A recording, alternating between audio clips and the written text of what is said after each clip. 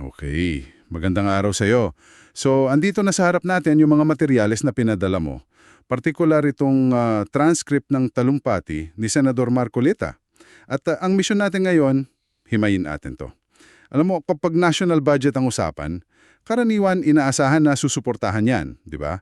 Pero dito, may isang bumoto ng no.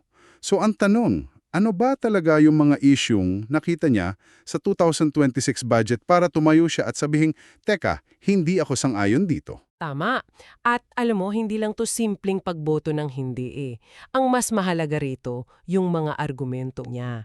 Kasi yung talumpati niya, hindi lang to tungkol sa mga numero. Itong matinding kritisismo sa mismong sistema.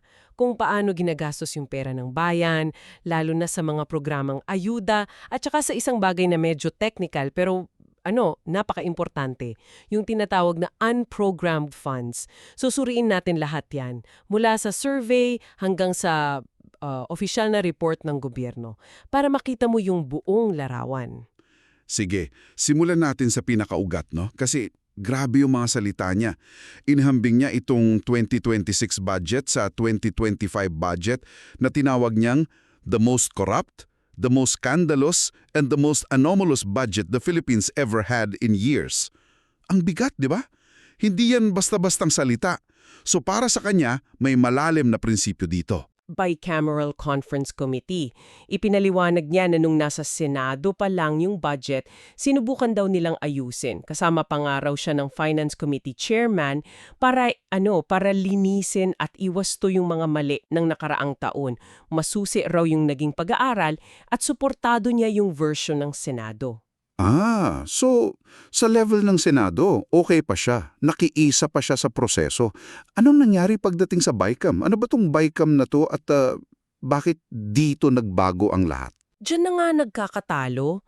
Isipin mo yung BICAM, parang isang maliit na meeting lang yan ng dalawang boss, isa galing Senado, isa galing House, para pag-isahin yung magkaiba nilang version ng budget. Ito na yung final round. At ang nakakatakot dito, kahit gaano kaganda yung napag-usapan ng buong Senado, kung anong mapagkasunduan sa maliit na kwartong yun ang masusunod. At doon daw, ayon kay Marcoleta, parang binaliwala yung trabaho ng Senado. Ibinalik lahat ng mga alokasyon na binantayan nila. So parang one step forward, two steps back. Inayos na, tapos binalik din pala. Gets ko na kung bakit ganun na lang yung frustration niya. Pero ano ba yung laman mismo ng budget na tinututulan niya? Dito na siguro papasok yung issue ng ayuda, no? Tama. Ito na yung puso ng argumento niya. Nilinaw niya, hindi siya laban sa pagtulong sa mahihirap. Sino ba naman, di ba? Pero ang punto niya, pagkatapos ng ilang dekada at bilyon-bilyong piso sa ayuda, hindi naman daw talaga nakaaahon sa kahirapan ang sistema. Ang eksaktong sinabi niya ay, we are just managing poverty and poorly at that. Parang band-aid solution lang daw. That's a strong claim. Kasi para sa milyong-milyong Pilipino, yung ayuda, lifeline yan. So when he says part of the problem yan, kailangan niya ng matibay na ebidensya. Ano yung mga datos na inilatag niya? At dyan na nga naging mas konkreto yung usapan. Naglabas siya ng dalawang nakakabahalang survey. Una, yung resulta ng September 2025 SWS survey. Lumabas dito na 50% ng mga pamilyang Pilipino, katumbas yan ng 14.2 milyong pamilya, ay itinuturing ang sarili bilang mahirap. At ang basama pa, tumaas pa to mula 49% noong nakaraang quarter. Teka, so habang lumalaki yung budget para sa ayuda, dumadami rin pala yung nagsasabing mahirap sila? Parang hindi nagtutugma. At lalong hindi nagtugma sa pangalawang datos niya. Noong November 2025, 22% ng mga pamilya nakaranas ng involuntary hunger. Ibig sabihin, nagugutom sila, walang makain. At ito raw ang pinakamataas na naitala mula pa noong 1998 kung hindi isasama yung panahon ng pandemya. 22%? That's almost 1 in every 4 families. Grabe, ang laking disconnect. So ang tanong na binabato niya ay simple pero napakabigat. Kung epektibo ang bilyon-bilyon ayuda, ba't mas maraming Pilipino ang nagugutom at naghihirap ngayon? Eksakto. Para sa kanya, baka yung sistema mismo ang depektibo. Sabi pa niya, ang dami ng acronyms para sa ayuda. AICS, TUPAD, MAEP, kung ano-ano pa, pero paulit-ulit lang daw itong nagiging instrumento para sa political patronage, nagagamit sa politika, sa madaling salita. Tama ka dyan. Dito na niya inilatag yung mga opisyal na red flags mula mismo sa gobyerno. Ayon sa kanya, yung 2024 COA report, maraming binunyag na problema sa mga programa ng DSWD, partikular sa AICS. Una, may 4.157 milyong halaga ng disbursements na inilabas kahit kulang-kulang ang dokumento. Ibig sabihin, naglabas ng milyon-milyon na hindi kumpleto ang papeles. Malaking problema yan sa accountability. Parang nagbayad ka, pero hindi malinaw kung saan napunta. Ano pa? Nakita rin ng COA ang duplication ng mga benepisyaryo. Duplication? So, parang may double dipping na nangyayari? Delandama, may mga individual daw na sabay nakakatanggap ng tulong mula sa AICS at sa isa pang programa, yung AKAP. Hindi dapat nangyari, di ba? Kasi ang gusto mo, maabot yung mas marami. Dagdag pa dyan, may tulong na napunta sa mga hindi kwalifikado, tulad ng mga above minimum wage earners at ilang college students. Okay, so kulang na papeles, may duplications, tapos may issue pa sa targeting. At may binanggit pa siya tungkol sa paulit-ulit na pagtanggap, di ba? Oo, may mga nakakatanggap daw ng tulong ng ilang beses sa loob lang ng maikling panahon. Galing sa iba't ibang opisina. So parang walang maayos na central database. At siguro itong pinakamatindi sa lahat. Sa 288 na naunang audit recommendations ng COA para ayusin tong mga problema, 168 daw doon, hindi pa rin naipapatupad. Wow! So may history na pala ng problema, may findings ng COA, may rekomendasyon na. Pero parang walang nangyayari. So kung ganito karaming butas, anong ginawa nila sa budget para dito? I guess the numbers will tell the story. Ano ba yung mga eksaktong pagtaas na tinutukoy niya? At dito na nga papasok yung nakakagulat.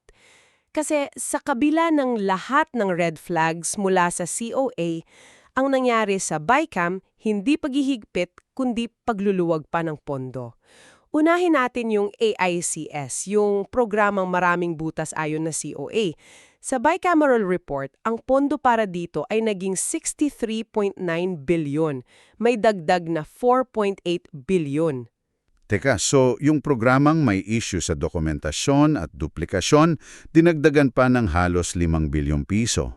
Anong logic doon? Para naman yung ibang programa tulad ng TUPAD. Yung TUPAD naging 22.44 billion. Ang nakakagulat dito ayon kay Marcoleta, sinubukan na tong babaan ng Senado sa 13.08 billion lang. Pero sa BICAM, hindi lang binalik, tinaasan pa. Grabe! Narinig ko rin yung tungkol sa MAIP, yung medical assistance. May kwento rin daw dyan. Oo, ang MAIP binalik sa napakalaking halaga, 56.6 billion. Ang kwento nito, ayon sa kanya, ay sinubukan daw ng Senado na tanggalin na to or bawasan ng malaki para itulak yung zero balance billing sa ilalim ng Universal Healthcare Law. Ang layunin sana, direkta na sa ospital ang tulong, hindi na dadaan sa politiko. Pero sa huli, ibinalik pa rin yung malaking pondo na para sa kanya ay nagpapanatili ng patronage. At may bigla rong sumulpot na pondo, di ba? Parang kabuti. Tama, may isiningit daw na 10 billion pesos para sa presidential assistance to farmers and fisherfolk. Kahit na tinanggal na to sa committee report ng Senado, bigla na lang lumitaw. Ang lahat ng ito, bilyon-bilyong piso na. Pero may isa pa siyang binanggit na astronomical yung numero, yung unprogrammed appropriations. Paki-explain nga to. Ano ba to at bakit ito problema para saan niya? Ang unprogrammed appropriation, sa simpleng salita, parang standby funds, contingency fund. Hindi ito bahagi ng regular na budget na may tiyak na paglalaanan. Magagamit lang to ng gobyerno kapag lumagpas sa target yung koleksyon ng buwis, parang extra money. Ang problema, ayon kay Marcoleta, itinaas ito sa BICAM sa halagang 243.4 billion. Malayong-malayo yan sa version ng Senado na 174.55 billion. Tinawag niya itong mga fiscal backdoors. Fiscal backdoors? Ba't ganun ang term niya? Kasi dahil standby fund to, hindi ito dumadaan sa parehong level ng pagsisiyasat. Mas maluwag ang paggamit. Para sa kanya, isa itong malaking pool ng pondo na pwedeng paghugutan para sa mga proyektong hindi napag-usapan ng maigi o mga proyektong pampulitika, parang isang malaking blank check. Okay, so malinaw na yung mga puna niya. Mula sa proseso, sa sistema ng ayuda, sa COA, hanggang sa mga numero. Pero alam mo, madaling bumatikos. Ang tanong, nag-offer ba siya ng alternatibo? Kasi kung no lang ng no, anong solusyon ng nakikita niya? At nagbigay nga siya. Hindi lang isa, kundi 2 konkretong halimbawa. Ang una, isang modelo mula sa ibang bansa, ang Vietnam. Imbes daw na puro pera o cash payouts, ang tulong sa Vietnam nakatuon sa pagpapalakas ng kabuhayan. Halimbawa, sa mga mangingisda, hindi lang pera. Bibigyan sila ng bangka at subsidya sa gasolina. So yung classic na teach a man to fish approach kaysa give a man a fish. Tinutulungan silang maging produktibo. Makes sense. Ano yung pangalawang solusyon niya, yung mas lokal? Ang pangalawa ay isang panukalang batas na siya mismo ang may akda, ang Electricity Lifeline Rate Bill. Ang layunin nito, simple lang, magbigay ng libreng kuryente sa mga pinakamahirap na sambahayan, particular sa mga kumukonsumo ng 200 kilowatt-hours o mas mababa. Libreng kuryente. Magandang pakinggan. Pero magkano naman ang aabutin yan? Baka mas malaki pa ang gastos. Iyan din ang tinanong niya sa sarili niya at kinuwenta niya. Ayon sa kanya, ang gastos para tulungan ang humigit kumulang 5.5 million kabahayan ay aabot sa 115 billion pesos kada taon. Ikumpara niya ito sa 194 billion pesos na kabuuang pondo para sa iba't ibang ayuda sa 2025 GOP pa lang. So mas mura pa pala. Pero bukod sa presyo, ano ang advantage nito kumpara sa AICS o TUPAD ayon sa kanya? 3 ang punto niya. Una, mas transparent daw. Ito kasi direkta sa bill ng kuryente, walang cash na dadaan sa kung kanino. Pangalawa, mas target specific. Kasi yung may mababang konsumo lang talaga ang makikinabang. At pangatlo, at para sa kanya pinaka-importante, binabawasan nito ang pagkakataon para sa political patronage. Hindi na kailangan pumila. Para sa kanya, ito ay isang halimbawa ng mas matalino at mas mahusay na paggamit ng pera ng bayan. Malinaw na? Naintindihan na natin ang buong argumento sa likod ng kanyang no vote. Nagsimula tayo sa prinsipyo niya, dumaan sa datos ng kahirapan, sinuri ang mga red flags mula sa COA, at tiningnan ang mga konkretong numero hanggang sa mga alternatibong solusyon. So, ano ang iiwan nating pagninilay para sa iyo? Base sa lahat ng impormasyong inilahad mula sa talumpati, ang tanong na nananatili ay hindi lang kung tama o mali ang desisyon ng senador. Ang mas malalim na tanong para sa iyo na pag-isipan ay ito. Paano natin masisiguro bilang mga mamamayan na ang bawat piso ng buwis na ating ibinabayad ay tunay na napupunta sa mga pangmatagalang solusyon sa kahirapan katulad ng trabaho, edukasyon at kalusugan at hindi sa mga sistemang paulit-ulit na nabibigyan ng bahid ng politika at posibleng pang-aabuso?